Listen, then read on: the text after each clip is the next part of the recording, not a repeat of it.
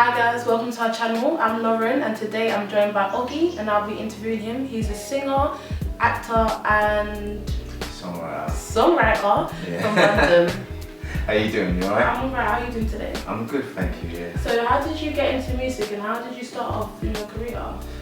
I was always singing and dancing and performing from like knee high. So and I'd kind of, did the usual things, school plays and all that sort of stuff.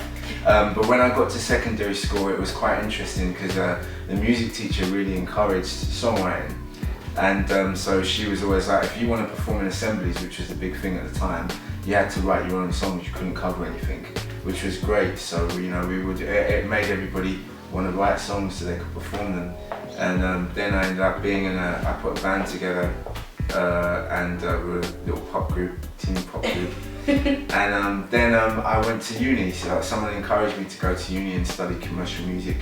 I was always doing performing arts, theatre arts, that sort of thing, but yeah, so that's kind of when it really started to be more grown up and more professional. So you played Michael Jackson in Thriller? Yeah. For 4 years? 4.5 years. 4.5? Oh, sorry. Yeah, the half. Sorry. The half is important. How did you find that experience? Amazing, because I grew up as a Jackaholic, man. I was a Jackson fan. I loved Michael, I loved Janet, and I thought they were amazing. And when growing up, not my comparisons, but people always go, "Oh, you sound a little bit like MJ." And yeah, a tiny bit. So, but and then as you grow older and you're trying to be an artist more, you want to get away from that. You want your own sound, But then where life takes you in great places, and I feel like I manifested it because I was always thinking about Michael Jackson growing up. And I was doing a gig one day when I used to run a night a while back at Ronnie's, and the guy who created it, Thriller, had come up and said, I love your voice. I think you'd be great in Thriller Live. And I was so, he put me up with an audition. Yeah. Got it. So do you feel like that was a stepping stone into becoming who you are now, almost? 1000%. I was always doing, I had a few singles and stuff, garage stuff out before, but as a solo artist, you do your own journey and you do a lot of stuff on your own. And doing Thriller, it's a little bit different from other musicals because it's not, no one there is theatrical in terms of they're not musical theatre people. Okay. They're all pop artists, because the people who cast them want pop artists to sing those songs because they were created by a pop artist. So you get the chance to be surrounded by people that do what you do, and dancers that are more commercial dancers than theatrical dancers. And so it's just a great, one of these really great opportunities to be surrounded by like-minded people for a long time and work. When it can be quite isolating being a solo artist. So, and the discipline was great.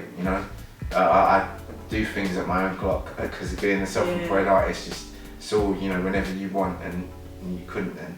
It was 8 shows a week, 6 days a week. So. 6 days. Mm-hmm. How did you cope with 6 days? Do you know what? On paper, I look back and I think, how did I do that?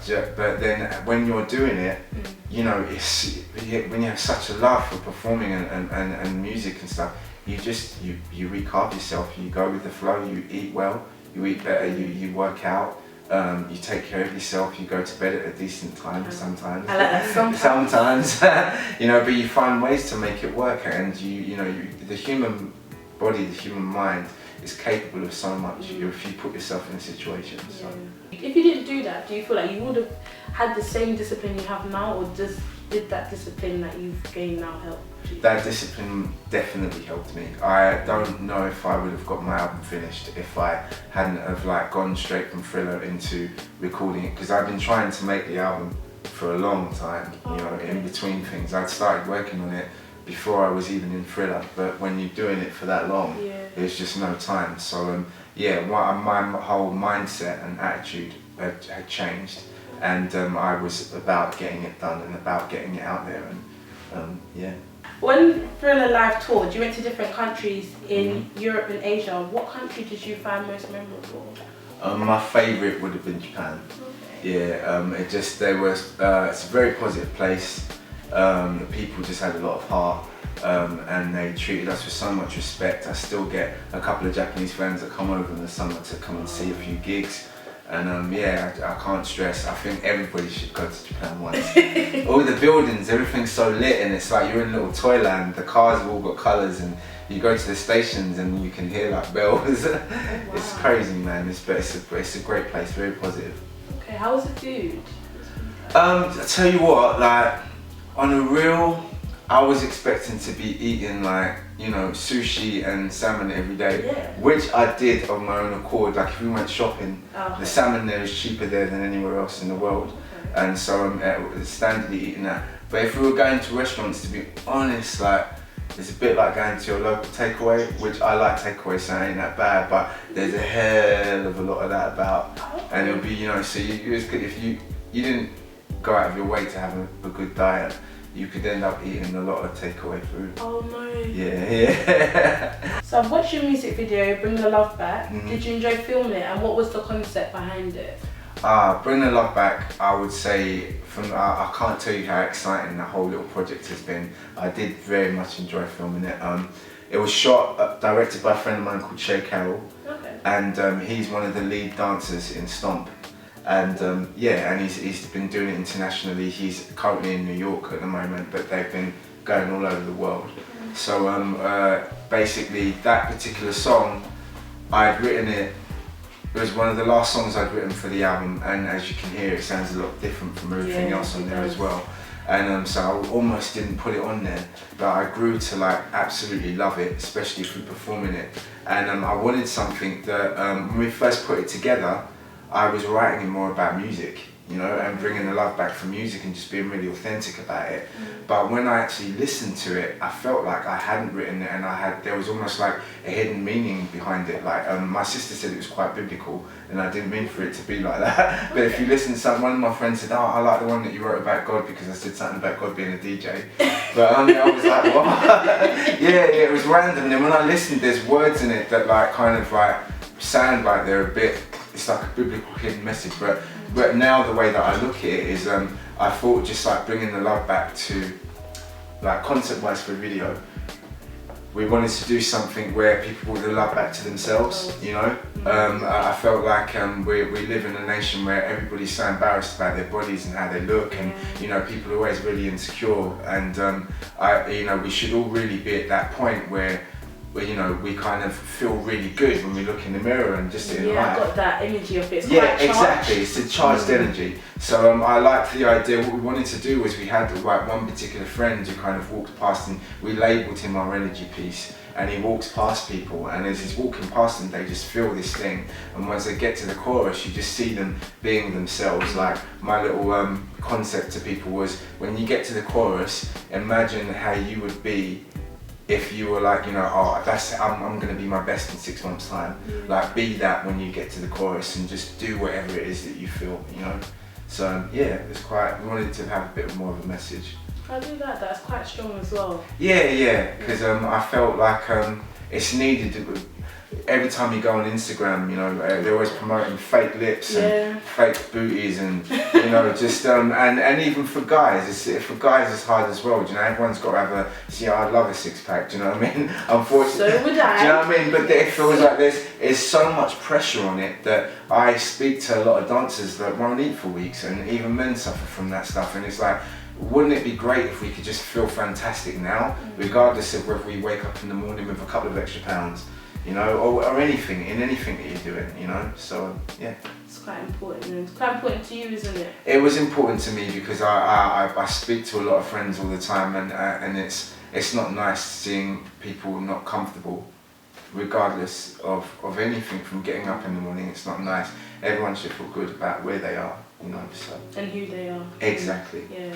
So you recently performed at Croydon Pride. Yep. And Garage Nation. Yep. What was that like? And what did you enjoy most about the performances? You know what, I've been so lucky. Like this year, I put the album out and I didn't have any expectations. I did it purely for myself because I'd always wanted to do an album, and so to just kind of like everything just fall into place with these festivals in the summer was amazing.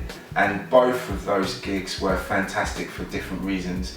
Garage Nation was fantastic because it was like 10,000 people, and I'm on the same bill as like Robin S, and who doesn't love Show Me Love, Yeah, come on. You've got Kayla up there doing, and you know what, dance, and then I'm on Just Before She Is, and it's like, that's the #1 song in 30 countries, and it was just a buzz, man. And I think because it was much more of a singer's day the day that we did it. So it was just, everybody was there to hear them happy, funky house or garage tunes or house tunes, and it was just amazing, And Pride was great as well because it's for a fantastic cause. It was the first time that it's been like that in Croydon, first ever Croydon Pride, and it was just nice, and it was nice because, as a black male, you don't see a lot of black artists that will reach out and do things like Pride. And it was, after I finished, for me, it was just another gig. It was like, hey man, this is really cool. But then, I had these 5 guys come from New York, these 5 black guys, and they was like, we go to Prides all the time, and it honestly meant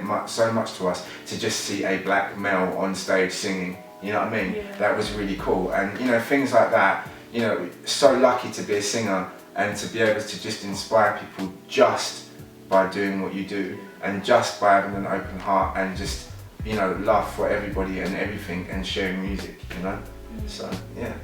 I saw on Instagram you got a lot of positive feedback as well. How did that make you feel? Amazing, because again, like I just putting that album out was purely just because I was like, right, I need to achieve this. I want an album for myself, and I don't care if one person buys it, I'm gonna be like that, You have to celebrate. Yeah, you know what I mean? So for me, I was just like, it was like, that's done now. That's one thing I really wanted to do, and I feel certified. Like, I don't feel I just had the odd song out here and there. So to have anyone, like, to have all these gigs come out of nowhere, and then to have people just really appreciate and love the songs and stuff, it was so heartwarming. And even it's always going to be extra heartwarming if it's for a really good cause, and to be recognised somewhere like that. So I was really, really grateful, very grateful. So I know you have an album, Undeniable Chemistry. Yeah. How long did it take to compose? Well, I know you said it's taken a while since you had a couple of things to do as well. And also, what was your favourite song? What is your favourite song, I should say? God, right.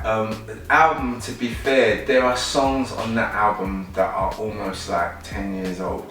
And I tell you why, because when I started doing the garage stuff, I had a couple of songs out that did really well. Like there's a track called You and All I Want to Do. And they'd done pretty good in that department, but come to years later, people don't really know where to get them online. So I was like, right, finally I want to create a space where people can find everything, So, and then there's a track called Sometimes. It was in a film that my sister did called The Park. Again, people didn't know where to get it. But then the rest of it, the majority of it is all new that I recorded. So it took a while, to be honest. It was in between and out, but grace of God got it done. So, the favourite song? Hard question. Yeah, because they were all favourites at one point. And I said another song in another interview, so I'm going to pick another one today. Right, today my favourite song is Eskimo Love. Okay. Yeah, that's going to be the next. It's a ballad on the album. It's a bit MJ-ish, and it's very kind of cool and R&B, and it's going to be the next video that we're shooting. Oh, I'll be looking out for that one. Yes, Crystal, Luke, Juliet, Shay. So what can we expect next from you? Right, next I'm working on a secret project. But I'm gonna tell you a little bit about it. Basically, there's another 2 artists that will. Anyone who knows my music probably knows me first and foremost from UK Garage. And there was another 2 artists that were very, doing their thing at the time, that I was. So I feel like the fan base would be familiar. And so we've actually got together and formed a little group to do an EP project, and that will all be revealed really, really soon. I'd love to tell you they are, but that's what I was looking for. I just feel like it would on. kind of ruin the surprise a little bit. I'm anxious, but yeah, Nothing more, no?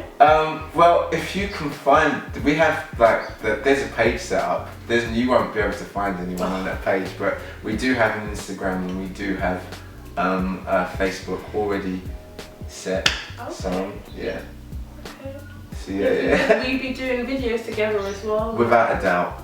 We're actually working on the first single now. And I reckon it'll be ready literally by beginning of next month. Okay. And we're going to drop that as kind of like a bootleg thing whilst we're working on the rest of the EP. But it's, they're two exciting people to be working with, and I'm really, really excited about that project. So that's the next one on the cards. Okay. Yeah. Will you be performing with them as well in gigs? Yeah. Oh, he's just doing too much, guys. Yeah, there will be plenty. Trust me, like there will be. It's almost going to be like basically it's a group really, okay. And we're all a group of solo artists, but we've come together to do an album or an EP, whatever you want to call it. So yeah, there will be gigging, we'll be performing, there'll be music videos, there'll be loads of stuff. The whole works. Yeah, the whole works, man. It's a really exciting project. We'll be watching. And where can we find you? Right, you can find me on facebook.com/Oggie Official, and then everything else is Oggie Music. And my album is called, as you said earlier, Undeniable Chemistry, which is on Spotify, Apple Music, iTunes. So yeah. And please check out the new video, Bring the Love Back, online. It's really cool. It's on YouTube. It's really good. It's a fun video. It's good. Yeah. Just want to thank you for coming to meet with AZ Magazine. Thank you for having me, man. So thank you guys for joining us. If you could like, subscribe and comment below, that would be great. Thank you. Bye.